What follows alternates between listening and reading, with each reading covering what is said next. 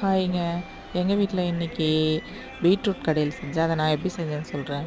குக்கரில் சிறுபயிறு, பூண்டு, பச்சை மிளகாய், வெங்காயம், தக்காளி, பீட்ரூட்டு, அப்புறம் வீட்டில் அரைச்ச குழம்பு மிளகா பொடி 1 ஸ்பூன் இதெல்லாம் போட்டு ஒரு 2 டம்ளர் தண்ணி வச்சு குக்கரில் ஒரு 3 விசில் விட்டு வேக வச்சு எடுத்து வச்சுட்டேங்க.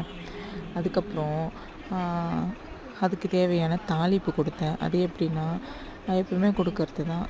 எண்ணெய், கடுகு, காஞ்ச மிளகா, கறிவேப்பிலை போட்டு தாளித்து அதில் ஊற்றியாச்சுங்க. கொஞ்சம் தண்ணி, ஏன்னா சிறுபயிர் போட்டதுனால கொஞ்சம் கெட்டியாக இருக்கும்ல, அதனால் ஒரு அரை டம்ளர் தண்ணி மட்டும் அதில் ஆட் பண்ணிக்கிட்டேன். இது சாதத்துக்கெலாம் ரொம்ப நல்லாயிருக்கும். நீங்கள் ட்ரை பண்ணி பாருங்கள்.